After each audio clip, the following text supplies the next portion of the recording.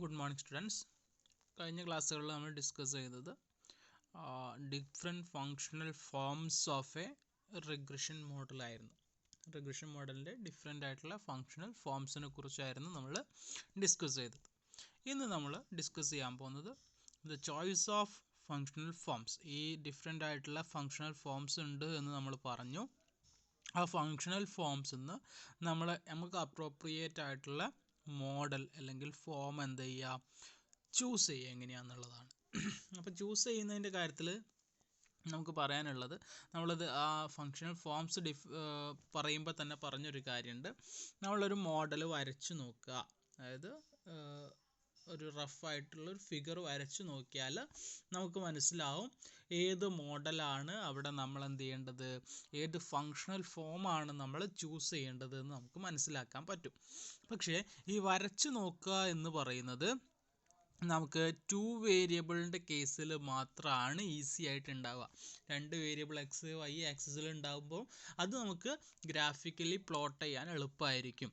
പക്ഷേ 2 കൂടുതൽ വേരിയബിൾ വരുന്ന സമയത്ത് ഇതെന്ത് ചെയ്യാൻ പറ്റില്ല, നമുക്ക് വരച്ച് നോക്കാൻ പ്രയാസമായിരിക്കും. അതായത് മൾട്ടിപ്പിൾ റിഗ്രഷൻ മോഡലിൽ ഒന്നിലധികം റിഗ്രസർ ഉള്ള മൾട്ടിപ്പിൾ റിഗ്രഷൻ മോഡലിൽ നമുക്കിത് എന്ത് ചെയ്യാൻ പറ്റില്ല, വരച്ച് നോക്കുക എന്ന് പറയുന്നത് പ്രയാസമായിരിക്കും. അപ്പോൾ പിന്നെ എന്ത് ചെയ്യാൻ പറ്റും, അപ്പോൾ നമുക്ക് ഈ ഫങ്ഷണൽ ഫോം സെലക്ട് ചെയ്യണതിന് കുറച്ച് ഗൈഡ് ലൈൻസ് ഉണ്ട്. ഗൈഡ് ലൈൻസ് ആണ് ജസ്റ്റ് ഒരു റഫ് ഐഡിയാസ് ആണ്. അത് ഉപയോഗിച്ച് നമുക്ക് എന്ത് ചെയ്യാം, ഫങ്ഷണൽ ഫോംസ് സെലക്ട് ചെയ്യാൻ സാധിക്കും. എന്തൊക്കെയാണ് ആ ഗൈഡ് ലൈൻസ് എന്നുള്ളതാണ് നമ്മൾ ഇന്ന് ഡിസ്കസ് ചെയ്യാൻ പോകുന്നത്. വളരെ ചെറിയൊരു സെക്ഷൻ മാത്രമാണ് ഇത്. ഫസ്റ്റ് വൺ എന്താണെന്ന് വെച്ചാൽ, the underlying theory may suggest A particular functional form. നമുക്ക് തന്നിട്ടുള്ള തിയറി, നമ്മൾ തിയററ്റിക്കലി ഉള്ളൊരു കാര്യം പ്രൂവ് ചെയ്യാനാണല്ലോ ഈ റിഗ്രഷൻ അനാലിസിസ് യൂസ് ചെയ്യുന്നത്. ആ തിയറി തന്നെ പറയുന്നുണ്ടായിരിക്കും, ആ തിയറി തന്നെ സജസ്റ്റ് ചെയ്യുന്നുണ്ടായിരിക്കും ഒരു ഫങ്ഷണൽ ഫോം. ആ തിയറി തന്നെ സജസ്റ്റ് ചെയ്യുന്ന കേസുകളിൽ നമ്മൾ ആ ഫങ്ഷണൽ ഫോം തന്നെയാണ് എന്ത് ചെയ്യാറ്, യൂസ് ചെയ്യാറ്. ആ തിയറിക്ക് ഏറ്റവും യൂസ്ഫുൾ ആയിട്ടുള്ള അല്ലെങ്കിൽ ഏറ്റവും സ്യൂട്ടബിൾ ആയിട്ടുള്ള ഫങ്ഷണൽ ഫോം ഇന്നതാണ് എന്ന് പറഞ്ഞിട്ട് തിയറിയിൽ തന്നെ പറയുന്നുണ്ടായിരിക്കും. ഡയറക്റ്റ്ലി ഓർ ഇൻഡയറക്റ്റ്ലി തിയറിയിൽ തന്നെ പറയുന്നുണ്ടായിരിക്കും. ആ സമയത്ത് നമ്മൾ ആ ഫങ്ഷണൽ ഫോം എന്ത് ചെയ്താൽ മതി, യൂസ് ചെയ്താൽ മതി. അതാണ് ഫസ്റ്റ് ഗൈഡ് ലൈൻ. അടുത്ത രണ്ടാമത്തെ കാര്യം എന്താണെന്ന് വെച്ചാൽ, നമുക്ക് നമ്മുടെ ഈ പറയുന്ന മോഡൽ, നമുക്ക് തന്ന മോഡലിൻ്റെ സ്ലോപ്പും അതുപോലെ ഇലാസ്റ്റിസിറ്റിയും നമുക്ക് എന്ത് ചെയ്യാൻ പറ്റും, കണ്ടുപിടിക്കാൻ പറ്റും. Slope of the regressand with respect to regressor. റിഗ്രസൻ്റെ slope with respect to regressor നമുക്ക് എന്ത് ചെയ്യാം, കണ്ടുപിടിക്കാൻ പറ്റും. നമുക്ക് അതുപോലെ തന്നെ ഇലാസ്റ്റിസിറ്റിയും എന്ത് ചെയ്യാൻ പറ്റും, കണ്ടുപിടിക്കാൻ പറ്റും. അത് രണ്ട് കണ്ടുപിടിച്ച് കഴിഞ്ഞാൽ നമ്മൾ ഈ പറയുന്ന ഫങ്ഷണൽ ഫോംസ് ഡിസ്കസ് ചെയ്യുമ്പോൾ പറഞ്ഞൊരു കാര്യമുണ്ട്, അതിൻ്റെയൊക്കെ സ്ലോപ്പും ഇലാസ്റ്റിസിറ്റിയും എങ്ങനെയായിരിക്കുമെന്ന്. അപ്പം നമുക്ക് ആ ഫങ്ഷണൽ ഫോംസ് ഉപയോഗിച്ചും അതിൻ്റെ സ്ലോപ്പും ഇലാസ്റ്റിസിറ്റിയും കണ്ടുപിടിക്കാൻ പറ്റും. ഈ 2 വാല്യൂകൾ കൂടി നമുക്ക് എന്ത് ചെയ്യാം, കമ്പയർ ചെയ്യാനും പറ്റും. അതായത് നമ്മൾ ഈ ഫങ്ഷണൽ ഫോംസിൻ്റെ സ്ലോപ്പ് ഇലാസ്റ്റിസിറ്റി കാണുന്ന ഇക്വേഷൻസും കാര്യങ്ങളും നമുക്കറിയാം. അതിനെ നമുക്ക് തന്നിട്ടുള്ള പ്രോബ്ലത്തിൻ്റെ അല്ലെങ്കിൽ തന്നിട്ടുള്ള ഡാറ്റേൻ്റെ സ്ലോപ്പ് ഇലാസ്റ്റിസിറ്റിയും വെച്ച് നമുക്ക് കമ്പയർ ചെയ്തിട്ട് നമുക്ക് വേരിയസ് മോഡൽസ് എന്ത് ചെയ്യാൻ പറ്റും, സെലക്ട് ചെയ്യാൻ പറ്റും. പിന്നെ മൂന്നാമത്തെ കാര്യം എന്താണെന്ന് വെച്ചാൽ, the coefficient of the model chosen should satisfy certain A prairie expectations. നമ്മൾ ചൂസ് ചെയ്യുന്ന മോഡലിൻ്റെ കോഎഫിഷ്യൻസിന് കുറച്ച് പ്രയറി എക്സ്പെക്റ്റേഷൻ, മുൻകൂട്ടി കുറച്ച് എക്സ്പെക്റ്റേഷൻസ് ഉണ്ടായിരിക്കും. ഉദാഹരണം പറയുകയാണെങ്കിൽ, if you are considering the demand for automobiles as a functional price and some other variables. ഓട്ടോമൊബൈൽസിൻ്റെ demand എന്തിനനുസരിച്ച്, നമ്മൾ പ്രൈസും മറ്റു ചില വേരിയബിൾസിനും അനുസരിച്ച് കാണുമ്പം നമ്മൾ എന്ത് ചെയ്യണം, ഒരു negative coefficient for the price variable നമ്മൾ എക്സ്പെക്റ്റ് ചെയ്യണം. അതായത് പ്രൈസ്, ആ റിലേഷൻഷിപ്പ് എന്താണ്, പ്രൈസ് കൂടുമ്പോൾ സ്വാഭാവികമായിട്ടും ഡിമാൻഡ് എന്ത് ചെയ്യും, കുറയും. അല്ലെങ്കിൽ ഡിമാൻഡ് കൂടുമ്പോൾ പ്രൈസ് എന്ത് ചെയ്യും, കുറയുന്നുണ്ടായിരിക്കും. അപ്പോൾ അവിടെ ഒരു നെഗറ്റീവ് കോയിഫിഷ്യൻ്റ് ഉണ്ടായിരിക്കും. എന്തിനു വേണ്ടി? പ്രൈസിന് വേണ്ടി. കാരണം ആ റിലേഷൻഷിപ്പ് തന്നെ വരുന്നത് അങ്ങനെയാണ്. അപ്പോൾ ആ ഒരു റിലേഷൻഷിപ്പ് നമുക്ക് തന്നിട്ടുള്ള മോഡലിൻ്റെ റിലേഷൻഷിപ്പ് നോക്കിയിട്ട് അല്ലെങ്കിൽ അതിൻ്റെ പ്രയറി എക്സ്പെക്റ്റേഷൻസ് അനുസരിച്ച് നമുക്ക് എന്ത് ചെയ്യാൻ പറ്റും? ഈ പറഞ്ഞ ഫങ്ഷണൽ ഫോംസ് സെലക്ട് ചെയ്യാൻ പറ്റും.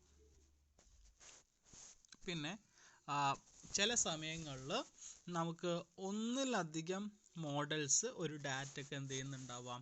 ഫിറ്റ് ചെയ്യുന്നുണ്ടാവാം. അതായത് രണ്ട് മോഡലുകൾ, രണ്ടോ കൂടുതൽ മോഡൽ, കൂടുതൽ മോഡലുകൾ ഒരു പെർട്ടിക്കുലർ ഡാറ്റയ്ക്ക് ഫിറ്റ് ചെയ്യുന്നുണ്ടായിരിക്കും. അതായത് ഉദാഹരണം പറയുന്നത് നോക്കിയേ, മോഡിഫൈഡ് ഫിലിപ്സ് കർവിൽ നമുക്ക് എന്ത് ചെയ്യാം? ലീനിയർ മോഡലും അതുപോലെ റെസിപ്രോക്കൽ മോഡലും സെയിം ഡാറ്റയ്ക്ക് ഫിറ്റ് ചെയ്യാൻ പറ്റും. ഈ രണ്ട് മോഡലും ലീനിയറും റെസിപ്രോക്കലും നമ്മുടെ ഫിലിപ്സ് കർവിൻ്റെ കാര്യത്തിൽ നമുക്ക് ഫിറ്റ് ചെയ്യാൻ പറ്റും.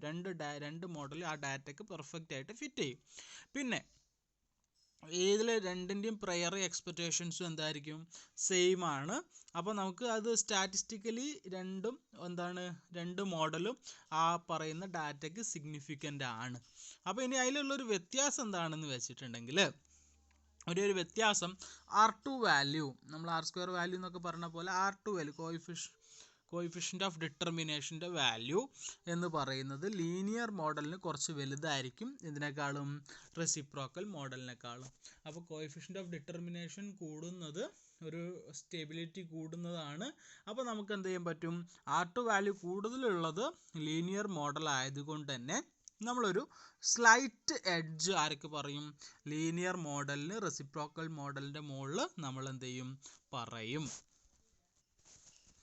ഇനി നമ്മൾ രണ്ട് R2 വാല്യൂസ് കമ്പയർ ചെയ്യുമ്പം നമുക്ക് സെയിം ആണ് കിട്ടുന്നതെന്ന് വിചാരിക്കാം. കമ്പയറിങ് ടു R2 വാല്യൂസ് നമുക്ക് എന്ത് ചെയ്യുന്നു? രണ്ടും എന്താണ്? സെയിം ആണ് കിട്ടുന്നത് എന്നുണ്ടെങ്കിൽ നമുക്ക് ഏത് വേണമെങ്കിലും എന്ത് ചെയ്യാം? സെലക്ട് ചെയ്യാം. ഏത് മോഡൽ വേണമെങ്കിലും, ഈ പറഞ്ഞതിൽ ഏത് മോഡൽ വേണമെങ്കിലും നമുക്ക് എന്ത് ചെയ്യാൻ പറ്റും? സെലക്ട് ചെയ്യാൻ പറ്റും. ഇനി വേറൊരു കാര്യം പറയുന്നത് എന്താ വെച്ചാൽ, നമ്മളിപ്പോൾ പറഞ്ഞു R2ൻ്റെ വാല്യൂ കൂടുന്നതാണ് ഇതിലൊരു സ്ലൈറ്റ് എഡ്ജ് കൊടുത്തത് എന്ന് പറഞ്ഞു അല്ലേ? ഈ പറഞ്ഞ ഏത് മോഡലിന്? ലീനിയർ മോഡലിന് റെസിപ്രോക്കൽ മോഡലിനേക്കാൾ ഒരു സ്ലൈറ്റ് എഡ്ജ് കിട്ടാനുള്ള കാര്യം എന്താണ്? R2ൻ്റെ വാല്യൂ ഒന്ന് സ്ലൈറ്റായിട്ട് കൂടുതലുള്ളത് കൊണ്ടാണെന്ന് നമ്മൾ പറഞ്ഞു. പക്ഷേ നമ്മൾ ഒരിക്കലും ഈ R2ൻ്റെ വാല്യൂൻ്റെ മെഷർ അനുസരിച്ച് R2ൻ്റെ വാല്യൂ കൂടുന്നത് ബെറ്റർ മോഡലാണെന്ന് കണ്ണു അടച്ച് എന്ത് ചെയ്യാൻ പറ്റില്ല? പറയാൻ പറ്റൂല. അതായത് നമ്മൾ റിഗ്രസറിൻ്റെ എണ്ണം ഇൻക്രീസ് ചെയ്യുന്നതിനനുസരിച്ച്, മോർ റിഗ്രസേഴ്സ് ഇൻക്രീസ് ചെയ്യുന്നതനുസരിച്ച്, അതായത് ഡിപ്പെൻഡൻറ്റ് വേരിയബിൾസ് ഇൻക്രീസ് ചെയ്യുന്നതിനനുസരിച്ച് നമ്മുടെ R2ൻ്റെ വാല്യൂ എന്ത് ചെയ്യും? കൂടുന്നുണ്ടാവും. R2ൻ്റെ വാല്യൂ എന്ത് ചെയ്യുന്നുണ്ടാവും? കൂടുന്നുണ്ടാവും. അതുകൊണ്ട് തന്നെ നമ്മൾ കൂടുതലായിട്ട് ഇമ്പോർട്ടൻസ് കൊടുക്കേണ്ടത് R2ൻ്റെ വാല്യൂവിന് മാത്രമല്ല. അതായത് തിയററ്റിക്കലായിട്ട് അത് ഏത് മോഡലിനെയാണ് എന്ത് ചെയ്യുന്നത്? ചൂസ് ചെയ്യുന്നത് എന്ന് നോക്കണം. അതുപോലെ സൈൻസ് ഓഫ് എസ്റ്റിമേറ്റഡ് എസ്റ്റിമേറ്റ് ചെയ്ത കോയിഫിഷ്യൻറ്റുകളുടെ സൈന് നോക്കണം. അത് സ്റ്റാറ്റിസ്റ്റിക്കലി സിഗ്നിഫിക്കൻ്റ് ആണോ എന്ന് നോക്കണം. അപ്പോൾ എസ്റ്റിമേറ്റഡ് കോയിഫിഷ്യൻ്റ് സൈന് β1 β2 എന്നൊക്കെ പറഞ്ഞതിൻ്റെ സൈന് നോക്കണം. ആ സൈന് തിയററ്റിക്കലി അതിനെന്ത് ചെയ്യുന്നുണ്ടോ? സാറ്റിസ്ഫൈ ചെയ്യുന്നുണ്ടോ എന്ന് നോക്കണം. അങ്ങനെയാണെങ്കിൽ അത് സ്റ്റാറ്റിസ്റ്റിക്കൽ സിഗ്നിഫിക്കൻസ് ഉണ്ടോ എന്ന് നോക്കുന്നു. അങ്ങനെയാണെങ്കിൽ ഈ ക്രൈറ്റീരിയ ഒക്കെ അനുസരിച്ച് അത് ആ പറയുന്ന മോഡലിന് ഗുഡാണ്, ഫിറ്റ് ചെയ്യുന്നുണ്ട്. അങ്ങനെയാണെങ്കിൽ നമുക്ക് എന്ത് ചെയ്യാം? ഒരു ലോവർ R2 ഉള്ളതും അക്സെപ്റ്റബിൾ ആണ് എന്നുള്ളതാണ് പറയണത്. അതായത് വെറും R2ൻ്റെ വാല്യൂ മാത്രം നോക്കരുത്. ഇവിടെ മുകളിലത്തെ കേസിൽ എന്തായിരുന്നു? ബാക്കി എല്ലാ കണ്ടീഷനിലും ഒരുപോലെ വന്ന ശേഷമാണ് R2ൻ്റെ വാല്യൂ എന്ത് ചെയ്തത്? നോക്കുന്നത്. നേരെ തിരിച്ച് ചെയ്യരുത്. R2ൻ്റെ വാല്യൂ നോക്കിയിട്ട് ആദ്യം തന്നെ ഡിസിഷൻ എടുക്കരുത്. ആദ്യം മോഡൽ ഏത് നമുക്ക് തന്നിട്ടുള്ള പ്രോബ്ലം അല്ലെങ്കിൽ തിയറി ഏത് മോഡലിനെയാണ് പറയുന്നത് നോക്കുക. അതുപോലെ ഈ കോയിഫിഷ്യൻറ്റുകളുടെ വാല്യൂ അല്ലെങ്കിൽ സൈൻ എന്താണ് കിട്ടുന്നത്, അത് നമ്മുടെ ആ തിയറിക്ക് എന്ത് ചെയ്യുന്നുണ്ടോ? സാറ്റിസ്ഫൈ ചെയ്യുന്ന രീതിയിലാണോ ഉള്ളത് എന്ന് നോക്കുക. അത് കഴിഞ്ഞിട്ട് മാത്രമാണ് R2ൻ്റെ വാല്യൂയിലേക്ക് എന്ത് ചെയ്യുന്നത് വരുന്നത്. അല്ലാണ്ട് നേരെ ആദ്യം R2ൻ്റെ വാല്യൂ നോക്കിയിട്ട് പെട്ടെന്ന് തീരുമാനം എടുക്കുകയല്ല എന്ത് ചെയ്യുന്നത്. മുകളിൽ ചെയ്തു അതുപോലെ തന്നെയാണ് രണ്ട് കാര്യങ്ങൾ ഒരുപോലെ വന്നതുകൊണ്ടാണ് R2ലേക്ക് എന്ത് ചെയ്തത് നമ്മളെ ഡിസിഷൻ പോകാനുള്ള കാരണം.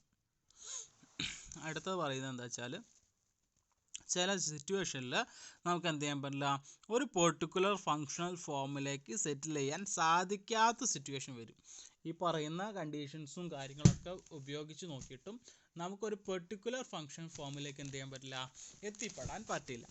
ആ സമയത്ത് നമുക്ക് എന്ത് ചെയ്യാൻ പറ്റുമെന്ന് വെച്ചാൽ ബോക്സ്-കോക്സ് ട്രാൻസ്ഫോർമേഷൻ യൂസ് ചെയ്യാൻ പറ്റും. എന്താണ് ബോക്സ്-കോക്സ് ട്രാൻസ്ഫോർമേഷൻ എന്ന് ജസ്റ്റ് അറിഞ്ഞു വെച്ചാൽ മാത്രം മതി.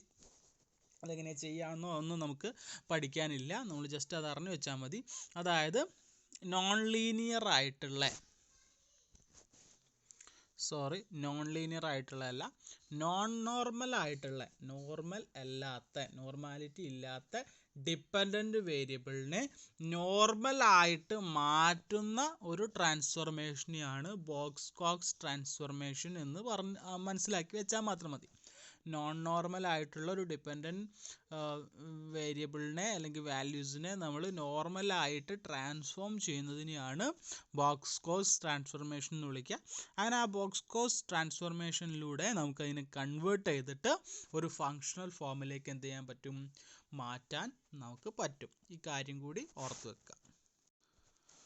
അപ്പോൾ നമ്മൾ ഇത്രയാണ് നമുക്ക് ഈ മൊഡ്യൂളിൽ ഡിസ്കസ് ചെയ്യാനുള്ളത്. എന്തൊക്കെ കാര്യങ്ങളായിരുന്നു ഡിസ്കസ് ചെയ്തതെന്ന് വേണമെങ്കിൽ ഒന്നും കൂടി നമുക്ക് ഓർത്തെടുക്കാം.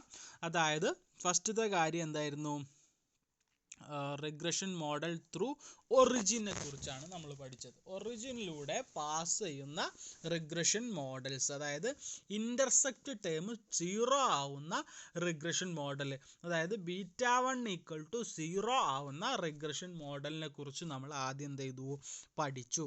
അങ്ങനത്തെ റിഗ്രഷൻ മോഡലുകൾ ഡിസ്കസ് ചെയ്തു. അതിൻ്റെ പ്രോപ്പർട്ടീസും കാര്യങ്ങളും നമ്മൾ എന്ത് ചെയ്തു, പഠിച്ചു. പിന്നെ നമ്മൾ പഠിച്ചത് യൂണിറ്റ്സ് ആൻഡ് സ്കെയിൽ, അതായത് ഈ പറഞ്ഞ ഡിപ്പെൻഡൻ്റ് ആൻഡ് ഇൻഡിപെൻഡൻറ്റ് വേരിയബിൾസിൻ്റെ യൂണിറ്റ്സും അതിൻ്റെ സ്കെയിലും അതിൻ്റെ കൺവേർഷനും കാര്യങ്ങളൊക്കെയാണ് പിന്നീട് നമ്മൾ എന്ത് ചെയ്തത്, പഠിച്ചത്. അത് കഴിഞ്ഞിട്ടാണ് നമ്മൾ ഡിഫറെൻറ്റ് ഫങ്ഷണൽ ഫോംസിലേക്ക് എന്ത് ചെയ്തത്, വന്നത്. ഡിഫറെൻറ്റ് ഫങ്ഷണൽ ഫോംസിലേക്ക് വന്നു. ഏതൊക്കെയായിരുന്നു ഡിഫറെൻറ്റ് ഫങ്ഷണൽ ഫോംസ് എന്ന് പറയുന്നത്? അത് ലോഗ് ലീനിയർ മോഡൽ, പിന്നെ സെമി ലോഗ് മോഡൽ, അതുപോലെ റെസിപ്രോക്കൽ മോഡൽ. ഈ മൂന്നെണ്ണത്തിനെ കുറിച്ചാണ് നമ്മൾ എന്ത് ചെയ്തത്, പഠിച്ചത്. അതായത് ലോഗ് ലീനിയർ മോഡലിനെ തന്നെയാണ് കോൺസ്റ്റൻറ്റ് എലാസ്റ്റിസിറ്റി മോഡൽ എന്നൊക്കെ വിളിച്ചിരുന്നത്. ലോഗ് ലീനിയർ മോഡൽ എന്ന് പറഞ്ഞാൽ നമ്മൾ എന്ത് ചെയ്യായിരുന്നു, റിഗ്രസൻറ്റും റിഗ്രസറും നമ്മൾ ലോഗരിതമിക് ഫോമിലേക്ക് എന്ത് ചെയ്യും, എക്സ്പ്രസ് ചെയ്യും. ഇതൊക്കെ എന്തിനു വേണ്ടിയാണ് യൂസ് ചെയ്യണത്?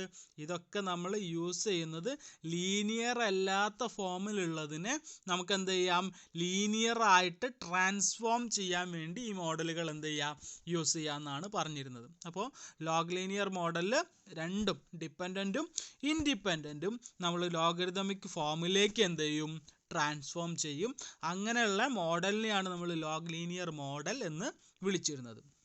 ഇനി സെമി ലോഗ് മോഡൽ എന്ന് പറഞ്ഞാൽ രണ്ടും ഒരേ സമയം ലോഗ് ഫോമിലേക്ക്, അതായത് ഡിപ്പെൻഡൻറ്റും ഇൻഡിപെൻഡൻറ്റും ഒരു സമയം ലോഗ് ഫോമിലേക്ക് മാറ്റൂല, ഏതെങ്കിലും ഒന്ന് ആദ്യം മാറ്റും. ഒന്നുകിൽ ഡിപ്പെൻഡൻറ്റ് വേരിയബിൾ ലോഗ് ഫോമിലായിരിക്കും, അല്ലെങ്കിൽ ഇൻഡിപെൻഡൻറ്റ് വേരിയബിൾ എന്തായിരിക്കും, ലോഗ് ഫോമിലായിരിക്കും. അതിനെയാണ് നമ്മൾ എന്ത് വിളിക്കുക, സെമി ലോഗ് മോഡൽ എന്ന് വിളിക്കാം. സെമി ലോഗ് മോഡലിൽ ലോഗ് ലിൻ മോഡലും ലിൻ ലോഗ് മോഡലും ഉണ്ടായിരുന്നു. ലോഗ് ലിൻ മോഡൽ എന്ന് പറഞ്ഞാൽ y എന്ന് പറയുന്നത് ലോഗ് ഫോമിലും x എന്ന് പറയുന്നത് നോൺ ലോഗ് ഫോമിലും നോർമൽ ഫോമിലാണ് ഉണ്ടാവുക. അതായത് y എന്ന് പറഞ്ഞിട്ടുണ്ടെങ്കിൽ ഡിപ്പെൻഡൻറ്റ് വേരിയബിൾ ലോഗ് ഫോമിലും ഇൻഡിപെൻഡൻറ്റ് വേരിയബിൾ നോർമൽ ആയിട്ടുള്ള ഫോമിലാണ് ഉണ്ടായിരിക്കുക. നേരെ ലിൻ ലോഗ് മോഡൽ എന്ന് പറഞ്ഞാൽ y എന്ന് പറയുന്നത് എന്താണ്, നോർമലായിട്ടും, നേരെ മറിച്ച് x എന്ന് പറയുന്നത് ലോഗ് ഫോമിലാണ് ഉണ്ടാവുക.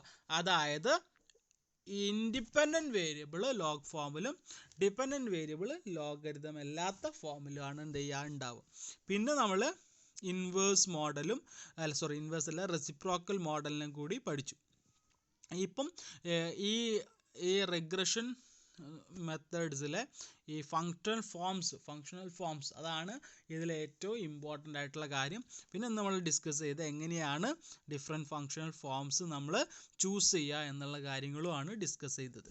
അപ്പോൾ ഇത്രയാണ് നമ്മുടെ ഈ മൊഡ്യൂളിൽ ഡിസ്കസ് ചെയ്യാനുള്ള കാര്യങ്ങൾ. ഇതോടുകൂടി ഈ ഒരു 4th സെമ്മിലുള്ള ഈ പേപ്പർ നമ്മൾ എന്ത് ചെയ്യാണ്, അവസാനിപ്പിക്കുകയാണ്.